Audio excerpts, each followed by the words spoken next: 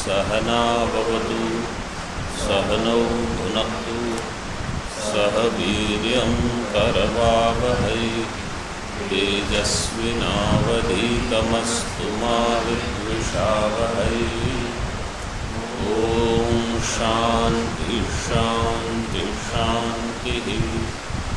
शंकरं शंकराचार्यं केशवं वादरायणं सूत्रभाष्यकृतौ वन्दे भगवन्तौ पुनः पुनः। ईश्वरो गुरुरात्मेति मूर्तिभेदविभागिने व्योमवद्व्याप्तदेहाय दक्षिणामूर्तये नमः। ओम शांति शांति शांति।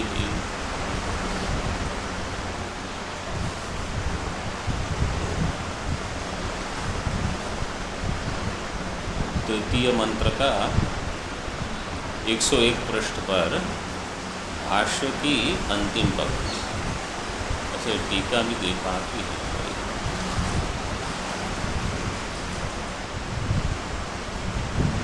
टीका देखो, एक पंक्ति, अंतिम पंक्ति पूर्व पृष्ठ पर, सर्वे प्राणकरण, पेज नंबर 100। सर्वे प्राणकरण व्यापाराश्चेतनार्थास् तत्प्रयुक्ता भवितुमर्हन्ति जड़चेष्टात्वाद् रथचेष्टावत् इत्यर्थः। अनुमान इस देव सर्वे प्राणकरण व्यापाराः, ये पक्ष हो गया।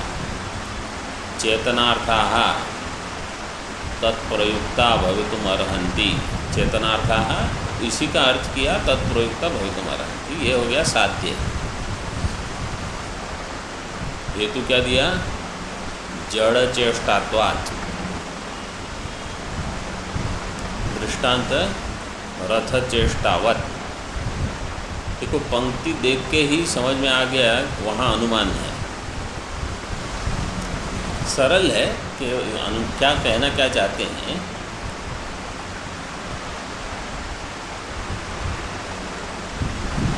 कोई भी जड़ में अगर प्रवृत्ति है तो चेतन के लिए है। जैसे रथ में प्रवृत्ति होती है, रथ जाता है, तो रथ किसके लिए जा रहा है? कोई तो चेतन है। रथ चेष्टावत, ये हो गया दृष्टांत। रथ में चेष्टा क्यों है? क्योंकि वो चेतनार्थ है। चेतनार्थ के दो अर्थ हो सकते हैं। एक क्या है? मुख्य अर्थ तो यहाँ चेतनार्थ अर्थ मतलब चतुर्थी में लेना, चेतन के प्रयोजन से है। चेतन के प्रयोजन मतलब उसका लाभ किसको होगा? चेतन को होगा। जड़ में कुछ भी होता है उसका लाभ चेतन के लिए। और दूसरा इसका अर्थ ये भी आप घटा सकते हो कि जड़ में स्वतंत्र प्रवृत्ति हो नहीं सकती। अगर जड़ में प्रवृत्ति हो रही है तो कहीं ना कहीं चेतन है, ये दूसरा अर्थ है। लेकिन यहाँ पहले अर्थ में बताया है। तो अगर प्राण का जो व्यापार हो रहा है, सर्वे प्राणकरण व्यापार, प्राणकरण मतलब इंद्रियां, वो किसके लिए है? तो अपने लिए नहीं करते, वो किसी और के लिए। इंद्रियां किसके लिए काम करती हैं? आत्मा के लिए। वही बताया ऊपर कि जैसे बलि लेके आते हैं और वहाँ देते हैं, वैसे बलिम आहरन्ति, बलिम उपाहरन्तः विषयव राजानम, जैसे वैश्य लोग राजा के लिए बलि लेके आते हैं।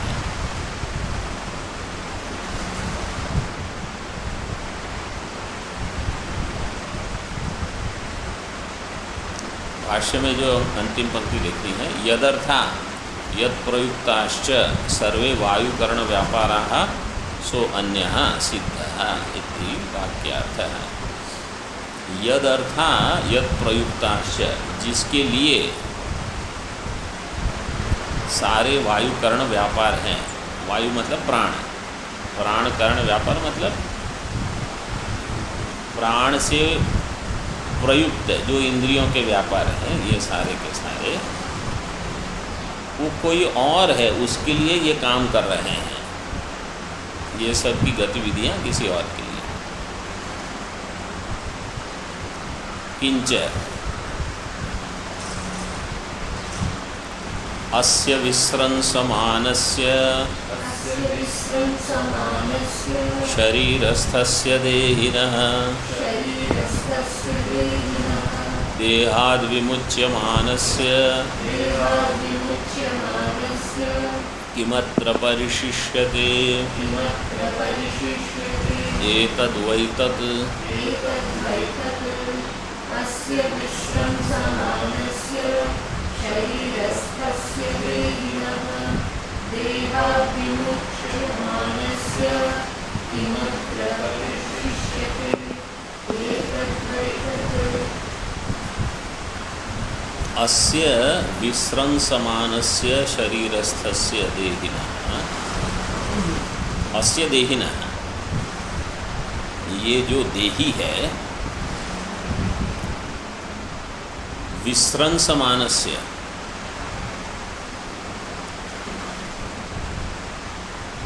विस्रंसमान मतलब जो नष्ट हो रहा है। यहाँ अर्थ दिया है भ्रष्ट हो जाने का।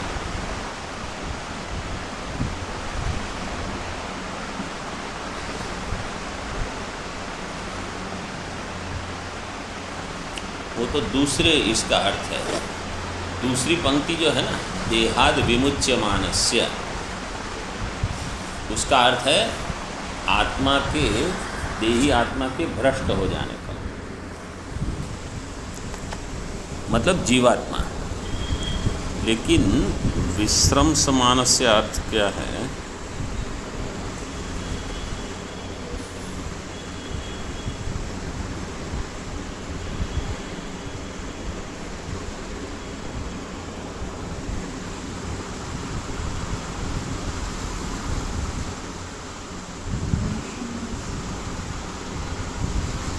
पतन या क्षरण ऐसे दिया है।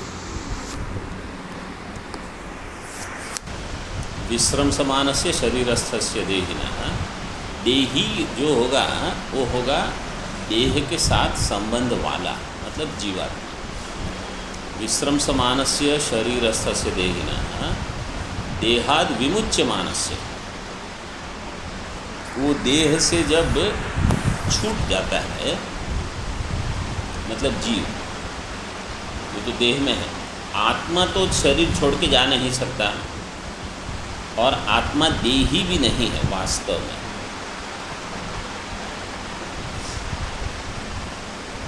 आत्मा देही है कि नहीं?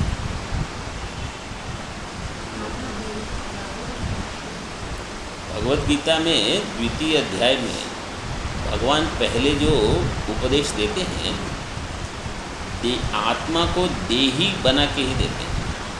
देही नित्यम अवध्योयम देहे सर्वस्य भारत। और जैसे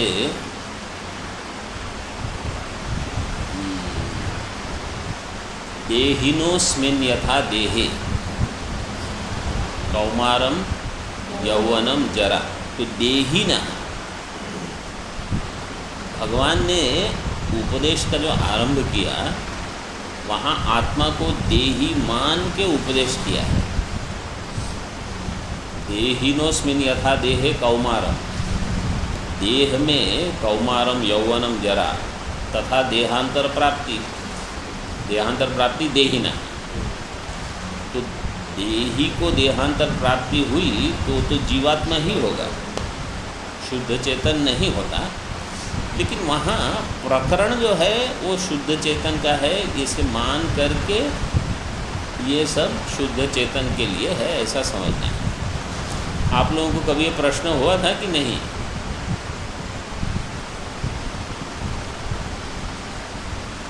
आप लोग सुन रहे हो फ़ोन पे, पर भी जो सुन रहे हैं, गीता के ऊपर उपदेश तो सभी लोगों ने दिया ही होगा, कुछ न कुछ प्रवचन तो किए ही होंगे। तो देही शब्द से है, लेकिन यहाँ देही से, क्योंकि देहाद विमुच्य मानस्य, अब देह से छूट के कौन जाएगा? जीव ही जा सकता है, शुद्ध चेतन कहाँ जाएगा? उसका तो आना जाना ही नहीं है।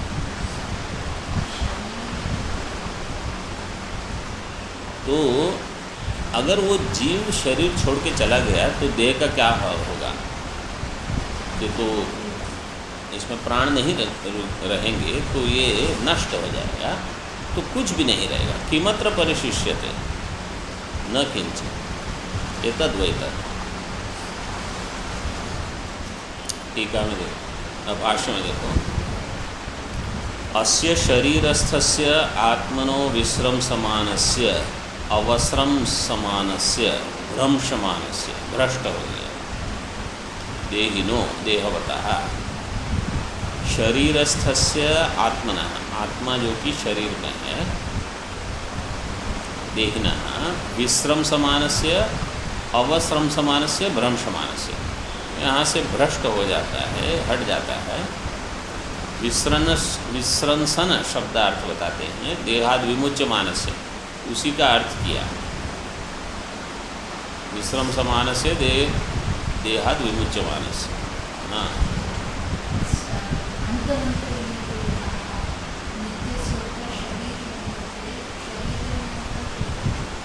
जीवात्मा only, but you have to see, if you say shariri, means the one who has sharira sambandha, only that will be called shariri. Atma doesn't have any sambandha. So really speaking, Bhagwan wants to talk about Atma, but he is using the words like Dehi, like Shariri, because if he directly says this Atma has no connection with Deha, no connection with Sharira, then Arjuna will not like that teaching.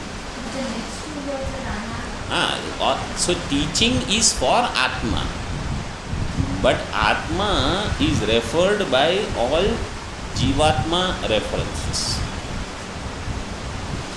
All Lakshana न जायते म्रियते वा, this is for Atma only. नासतो विद्यते भाव, this is for Atma only. But the references are with respect to Jiva. किमत्र परिशिष्यते, प्राणादि कलापे न किंचन परिशिष्यते अत्र देहे पूरस्वामिनः। See here, यहाँ भी देखो, पूरस्वामी, पूरस्वामी जो है, पूर का स्वामी आत्मा कहेगा मैं कहाँ किसी का स्वामी हूँ, और उसके लिए तो पूरा ब्रह्मांड ही पूर है। एक पूर का जो स्वामी होगा वो तो जीव ही होगा, लेकिन शब्द प्रयोग किया है जीव के लिए, पूरा स्वामी, लेकिन बताना चाहते हैं अजह, अवक्र चेता, पुरस्वामिनो विद्रवण इव, पुरवासिनां यस्य आत्मनो अपगमे क्षणमात्रात् कार्यकरण कलापरूपम सर्वमिदं हतबलं विध्वस्तं भवति विनष्टं भवति, सो अन्यः सिद्धः। प्राणादि कला पे इस शरीर में से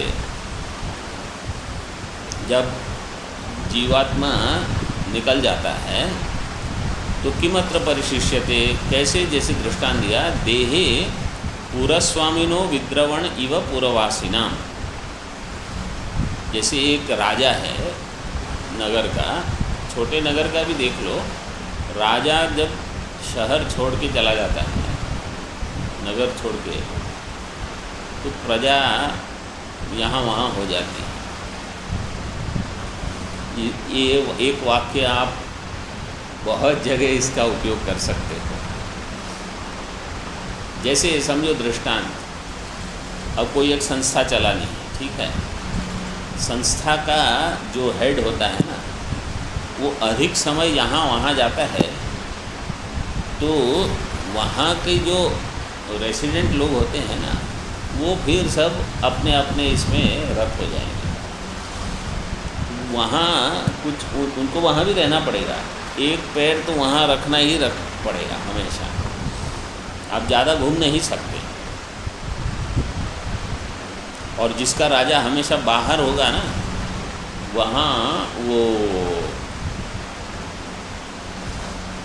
क्या मिलिट्री कू, वो मिलिट्री वाले ले लेंगे, वो राजा को जाओ तुम्हारी कोई नहीं सुनेगा, ऐसा है। उनको वहाँ रहना ही पड़ेगा। दूसरा एक दृष्टांत देता हूँ मैं अपने लिए। समझो मुझे पाठ चलाने हैं और मैं यहाँ वहाँ घूमना शुरू कर दूँ तो क्या होगा? विद्यार्थी भी यहाँ वहाँ जाने शुरू हो जाएंगे। वो कहेंगे आप अच्छा आप अभी मैं वहाँ पढ़ रहा हूँ, कुछ मैं वहाँ पढ़ रहा हूँ, ऐसा होगा। जो पढ़ाने वाले होते हैं ना, उनको पढ़ाते रहना पड़ता है,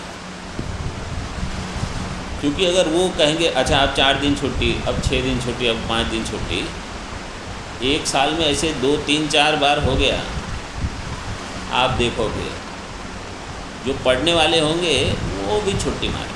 अच्छा, पढ़ने वाले भले छुट्टी ले, पढ़ाने वाला छुट्टी नहीं ले सकता, ये नियम है। ऐसा नहीं है कि आप छुट्टी लो ही मत, आपको भी लेनी पड़ेगी। आपका शरीर है, आपको दूसरा भी प्रयोजन कभी सिद्ध करना हो कर सकते हो, लेकिन ये बार बार नहीं हो सकता। ये मुख्य है, आपको समझना पड़ेगा। तो अगर आप पढ़ाते हो तो आप कहीं जा नहीं सकते। जैसे जो कोर्स पढ़ाते हैं और वो तो यहाँ वहाँ जाना शुरू हो गए तो बस फिसल जाएगा सब। आपको तो बस एक चीज़ पकड़ के वहीं रहना है, वही करते रहना है। ये बहुत चीज़ सीखने को मिलती है शास्त्र से। व्यवहार के लिए भी आपको कैसे करना है। समझो एक घर है, परिवार, उसमें जो पति है मतलब हेड ऑफ द हाउस जिसको कहते हैं, वो यहाँ वहाँ जाना शुरू, समझो 1 महीने वो वहाँ बिज़नेस के लिए जाते हैं, ये वहाँ गए, फिर वहाँ गए, फिर वहाँ गए, फिर उनके घर में देखो क्या परिस्थिति होती है। वो बच्चे, माता, बाकी अगर कोई है, सब बिखर जाएगा, क्योंकि कोई है नहीं जो सबको पकड़ के रखे। तो ये विद्रवण जो है वो सभी जगह दिखता है। विद्रवण इव पूर्ववासिना यस्य आत्मनो अपगमे क्षण मात्रा कार्यकरण कलाप रूपम सर्वमिदम हतबलम विध्वस्तम भवति। सब विनष्ट हो जाएगा। तो सो अन्य सिद्ध है, वो जिसके जाने पर संघात नष्ट हो जाता है, वो जाने वाला संघात से भिन्न है, विलक्षण।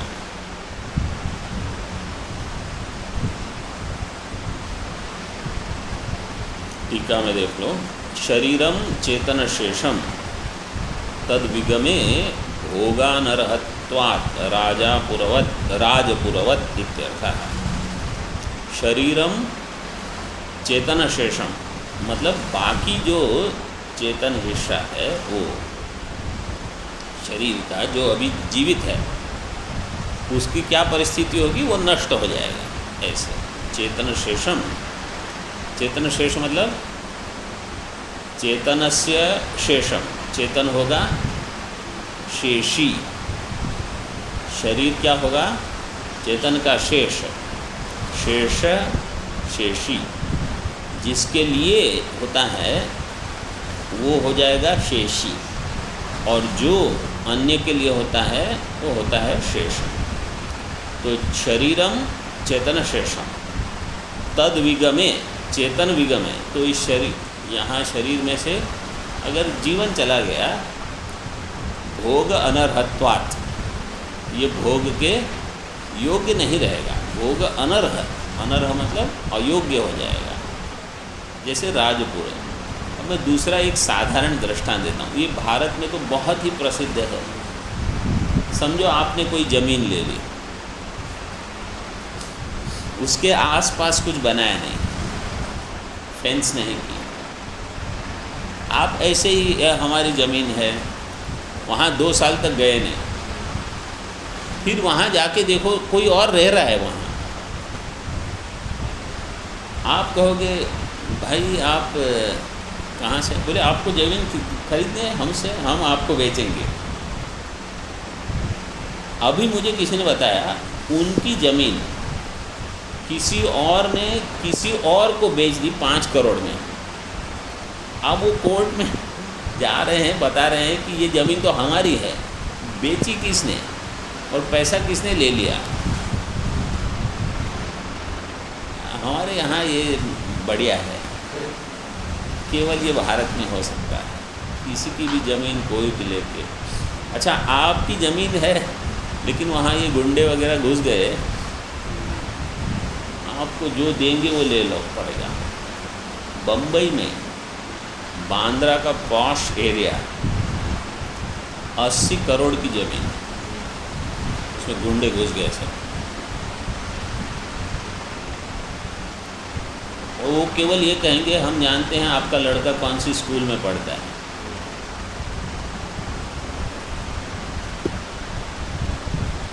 आप कुछ नहीं कर पाओगे।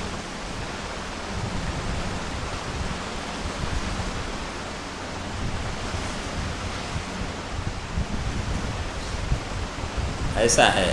तो आप अगर आपको कुछ चाहिए, आपको वहाँ कब्जा बनाना पड़ेगा पहले से ही, और आपको वहीं खड़ा रहना पड़ेगा। जैसे ही आपने वहाँ से ध्यान हटाया, वो चीज़ आपके हाथ से गई। ये भयंकर चीज़ें हैं। पति पत्नी में भी यही होता है। पति कॉन्स्टेंटली अपनी पत्नी को अपने पास ना रखे, अपने अंदर ना रखे। पति यहाँ वहाँ गए तो पत्नी, ये ऐसा होता है। ये भयंकर चीज़ें हैं, लेकिन होता है, क्या करोगे। मतलब इसीलिए कहा कि पुरुष को भी स्त्री को स्वातंत्र ज़्यादा नहीं देना चाहिए। शास्त्र में तो बहुत सारी चीज़ें, अभी कोई किसी को अच्छा लगे ना लगे, हम क्या करें, जो है वो है।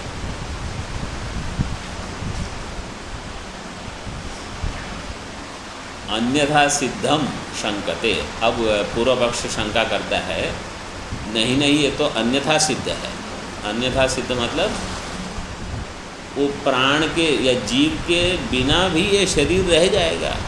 आप क्यों कहते हो जीव नहीं रहेगा तो शरीर संघात नहीं रहेगा? ये अन्यथा सिद्ध है। स्यान्मतम भाष्य में, प्राणापानादि अपगमात् एव इदं विध्वस्तं भवति, न तो तद व्यतिरिक्त आत्म अपगमात्। प्राण अपान इन सब के नहीं होने पर, अपगमात् मतलब इनके जाने पर, ये प्राण जो है पंच प्राण, इनके जाने पर ये विध्वस्त हो जाता है। आप क्या कहते हो? आत्मा के जाने पर ये विध्वस्त होता है। पूर्व पक्षी कहता है नहीं, देखो, न तो तद व्यतिरिक्त आत्मा अपगमात्। तो क्या कहना चाहता है वो?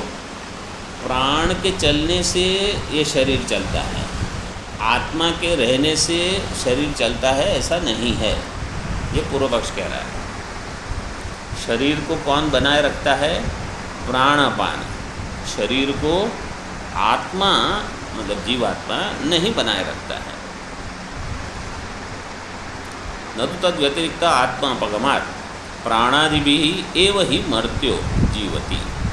मर्त्य किससे जीता है? मतलब मनुष्य किससे जीता है? प्राणादि से। ये पूर्व पक्ष है।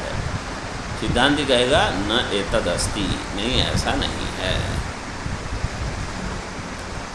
न प्राणेन नापानेन मर्त्यो जीवति कश्चन, इतरेण तु जीवन्ति यस्मिन्नेतावुपाश्रितौ।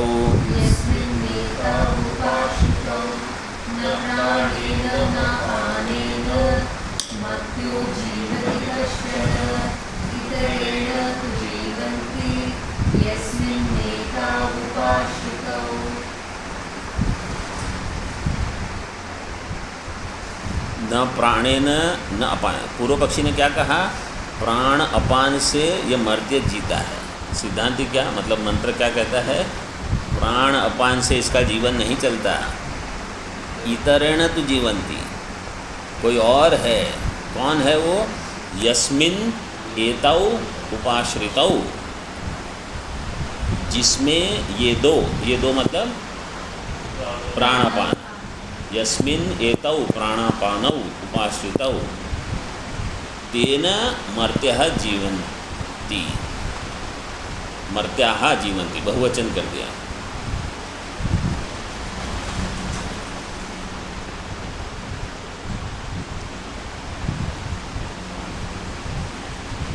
तो सबका जीवन उससे चलता है जिसमें प्राण अपान भी आश्रित हैं।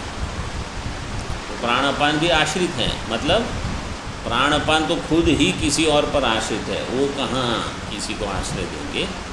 लेकिन व्यवहार में क्या लगता है, जब कोई भी देखेगा अच्छा इसके प्राण चल रहे हैं, हाँ तो ये है, प्राण चले गए तो ले गए। शरीर नष्ट कब होगा? प्राण अपान के रुक जाने पर। ऐसा दिखता है, लेकिन वास्तविकता क्या है? प्राण अपान जो है वो तो केवल लिंग बनेंगे, क्योंकि सूक्ष्म शरीर जो है उसमें चिदाभास प्रतिबिंबित होता है। सूक्ष्म शरीर में जब चिदाभास उपलब्ध हो रहा है तो ये शरीर में क्रियाएं हो रही हैं। जैसे ही वो प्रतिबिंब यहाँ नहीं उपलब्ध होगा तो उसका अर्थ है कि सूक्ष्म शरीर यहाँ से चला गया। सूक्ष्म शरीर के जाने से प्राण अपान भी चले गए। तो दिखेगा क्या? अच्छा प्राण अपान नहीं है, ये गए। तो हम सामान्य व्यक्ति क्या सोचते हैं? प्राण चल रहे हैं मतलब ये है अभी, लेकिन हकीकत क्या है? वो तो लिंग है, वो किसी और में आश्रित है, चेतन में। क्योंकि जड़ प्राण क्या करेंगे? चिदाभास अगर उपलब्ध नहीं है तो प्राण काम नहीं कर सकते।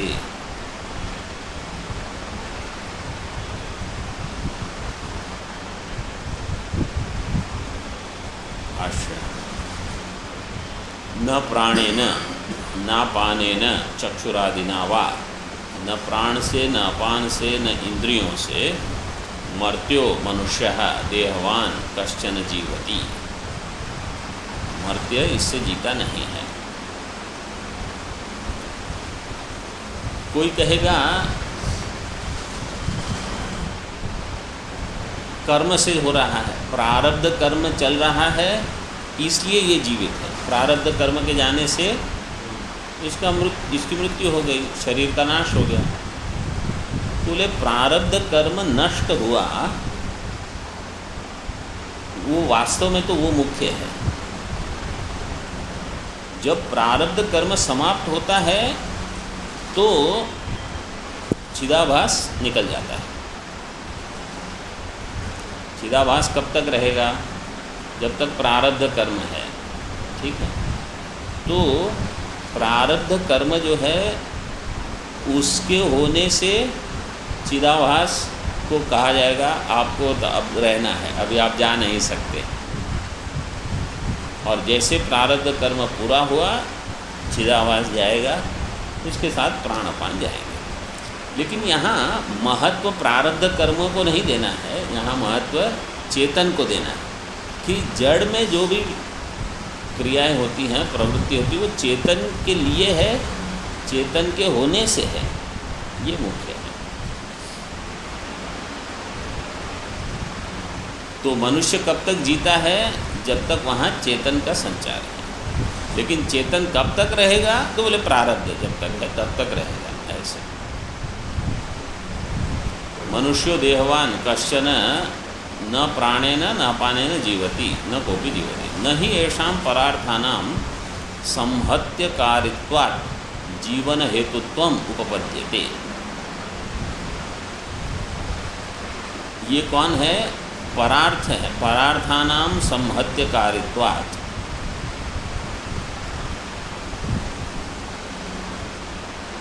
संहत्यकारी संहत्यकारी मतलब संघात के अवयव। संघात के जो अवयव होते हैं वो किसके लिए होते हैं? परार्थ होते हैं, परार्थानाम।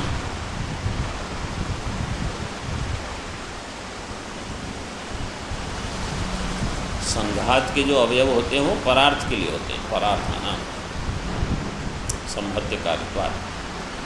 जीवन हेतुत्व न उपपद्यते। संघात के जो अवयव हैं उससे जीवन नहीं चल रहा है।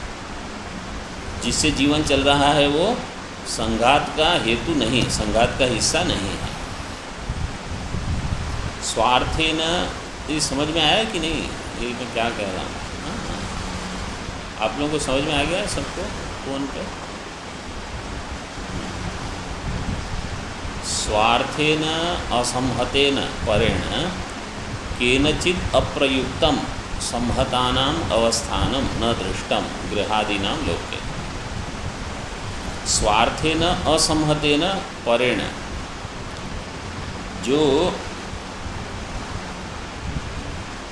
अपने आप में संघात का हिस्सा नहीं है, स्वार्थेन असंहतेन, जो अपने आप में संघात का हिस्सा नहीं है, असंहतेन परेण केनचित् अप्रयुक्तम, परेण केनचित् अप्रयुक्तम, जो दूसरे के द्वारा प्रयुक्त नहीं है, संहतानाम अवस्थानम न दृष्टम ग्रहादीनां लोके तथा प्राणादीनाम अपि संहतत्वात् भवितुम अर्हति।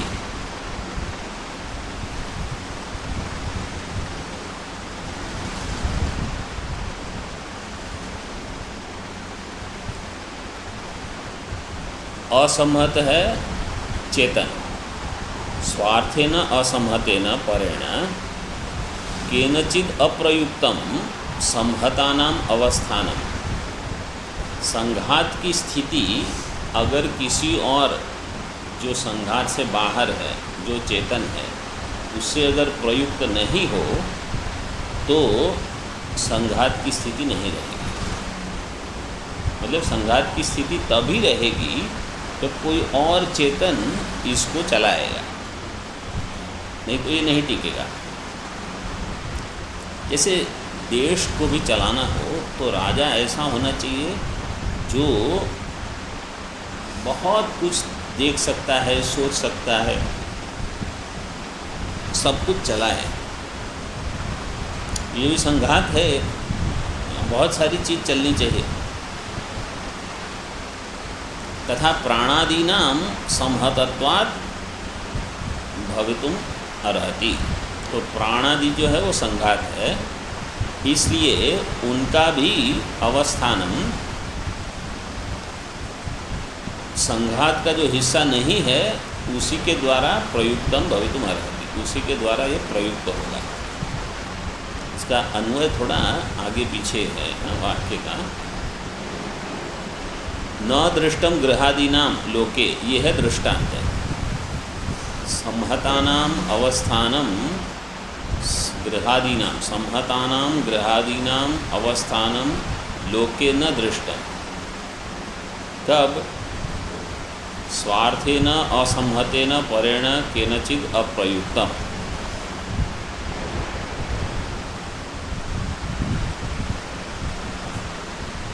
जो खुद अपने आप में संघात का हिस्सा नहीं है वो अगर प्रयुक्त नहीं करेगा तो जो संघात है, संहतानाम अवस्थानम न दृष्टम। संघात का दृष्टांत क्या है? गृहादि। जैसे दुनिया में घर है, आप वहाँ ताला नहीं लगाओ, ये नहीं करो, वो नहीं करो, घुस जाएंगे लोग। तो ये केवल भारत में नहीं है, तो विदेश में भी वो कोई प्रजा ही ऐसी है ना, वो सब घुस जाते हैं। क्या क्या आप सोचोगे तो पागल हो जाओगे। एक जगह मैं गया था कहीं, वहाँ इन लोगों ने एक बंदूक की दुकान है ना, वहाँ पहले अटैक किया, वहाँ की प्रजा ने।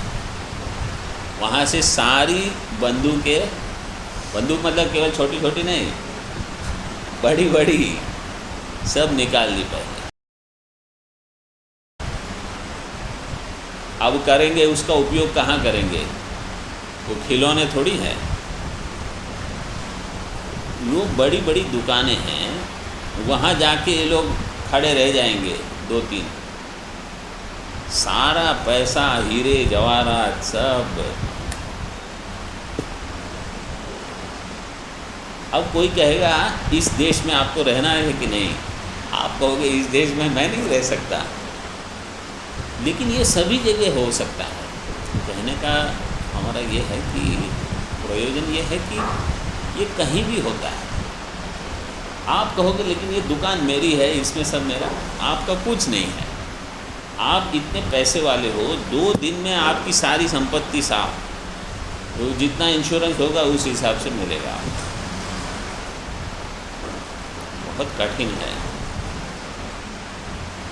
कम से कम जिस देश में थोड़ा न्याय हो, वहाँ आपको ऐसा लगे कि ठीक है। वहीं कहीं तो कुछ नहीं होता। लेकिन दूसरी चीज़ें बढ़िया है, जैसे वहाँ इतनी धूप नहीं होगी, एकदम सुंदर वातावरण, क्या करोगे आप? चलिए, समय हो गया। ओम पूर्णमदः पूर्णमिदं पूर्णात् पूर्णमुदच्यते पूर्णस्य पूर्णमादाय पूर्णमेवावशिष्यते। ओम शांति शांति शांति।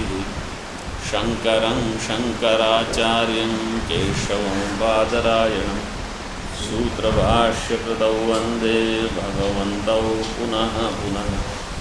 ईश्वरो गुरुरात्मेति मूर्तिभेदविभागिने व्योमवद्व्याप्तदेहाय दक्षिणामूर्तये नमः। ओम शांति शांति शांति।